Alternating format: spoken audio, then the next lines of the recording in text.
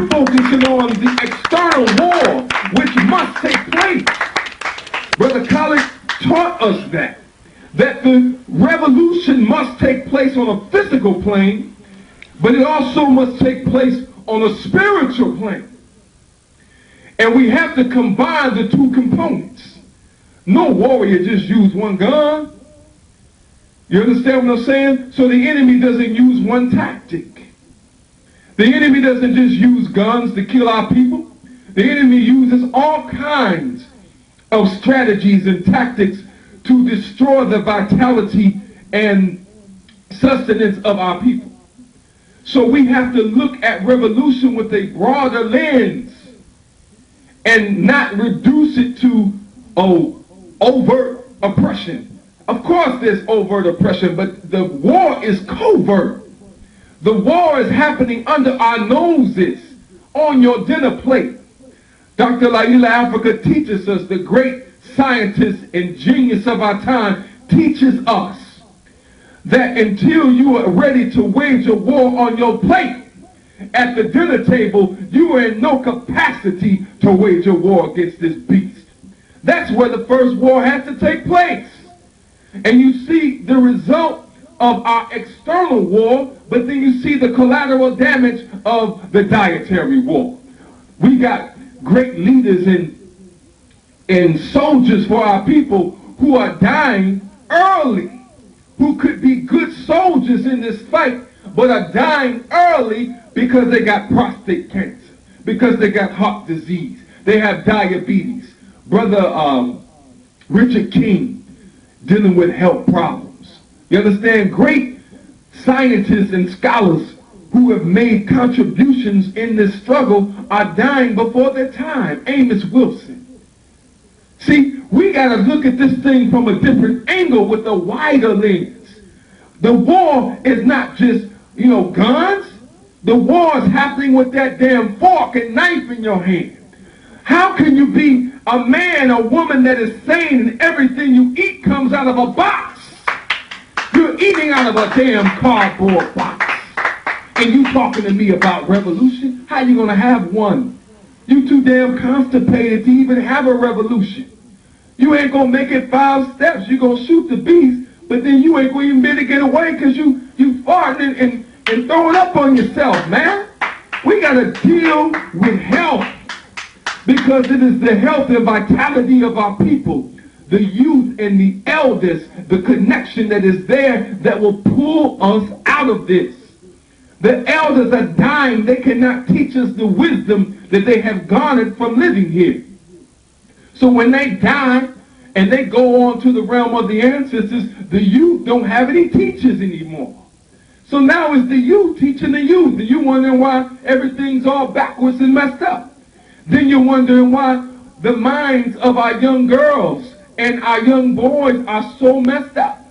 It is not that they want to be messed up. We love our youth. We love the brothers that's in the gangs and the Crips and the Bloods. We love them because they have the warrior spirit.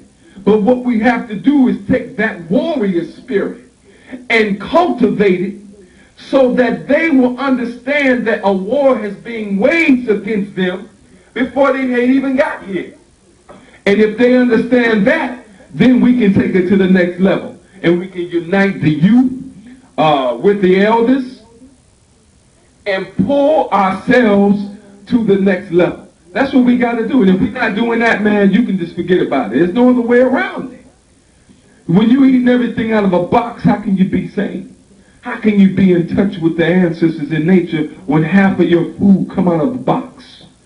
Just explain that to me. Your diet and nutrition is based on a Eurocentric diet of nutrition. So you're not being treated. So then when you go to the hospital because you have a condition, you are not even getting the treatment that is based on your DNA and genetics. You are an indigenous people. You are the original people of this planet born out of the earth. So that what is in the earth is also in you. So when you diminishing your chances of success. And that's why I'm telling you that we have to pull away from that and focus our attention on the food. Because the enemy knows that if they can control the food, then they can control the mind.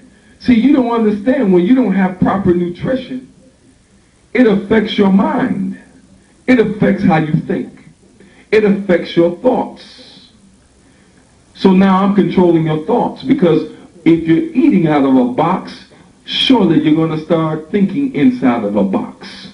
So you can't think your way out of the oppression because you're thinking in a box. See, you don't understand that the culture is related to the oppression. When you are not able to practice your culture at any given time and in any given situation, as Dr. Laila Africa teaches us, if you are not able to practice your culture at any given time in any given situation, you are not a free person. You are an oppressed person. And you can go to church every day and go to the mosque, and you can go to the synagogue every day, and you can do your rituals, and you can go and play PlayStation and watch reality shows and do all the stuff that you do, but doesn't mean you're free. You can have money in your bank account, a mortgage, but it don't mean that you're free, because you're not even free to eat food because you're under oppression. See, the food that you get from the grocery store is genetically modified food. That's not food. That is a copywritten product that is made in a laboratory. The tomatoes that you eat are spliced with goat genes and fish genes and moth genes. So they're not even in the dichotomy of nature. So if I can control the tomatoes you eat, the corn that you eat, the food that you eat, I control you. If I can control you, I control your thoughts. If I can control your thoughts, and I prevent your rise and elevation as a people. And it is very simple to do. See, we study in the lab, when you restrict the nutrition of rats, or mice as you call them, when you restrict the nutrition of mice in the lab, we can get mice to be suicidal. We can get mice to kill each other, families. Turn on each other and kill their whole families because of lack of nutrition. So we can get mice to do anything we want them to do, and especially when we pump into the equation the intoxicating, debilitating substance of fear. When we put fear into the equation and strip the mice of nutrition, they go completely insane. So now you're beginning to understand why it is you got these drive-bys and black on black crime, and we got blacks killing blacks. Well, this is easy when you understand the science of it. You see? And when you got 95% of the American population eating food out of a box, we got a serious problem, because there's no connection with nature. But the man that you learn to eat from don't have no connection with nature. So you wonder why you got problems. Well, that's why we got the problems. And so we can wage a revolution.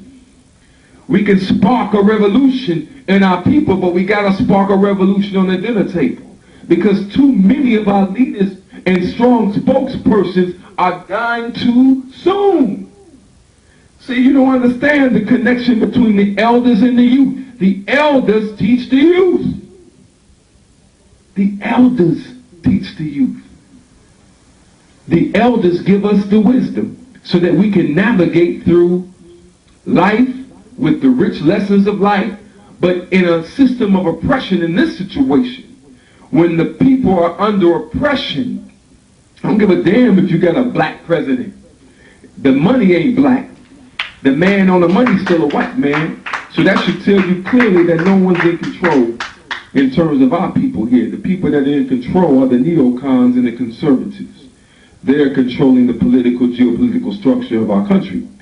But what you got to understand is that when you prevent the elders from teaching the youth, when you prevent the elders from teaching the youth, you have forfeited experience. The benefit and strategic military advantage of experience will give us an advantage over our oppressor. But if we are not allowed to gain that experience, because grandpa got prostate cancer, because grandma's got heart disease and diabetes, and she's dying at 50 and 60, then by the time the youth get into their 30s, they have to start over from scratch to learn the lessons that are necessary to elevate them in consciousness to a level where they can deal with their oppressor.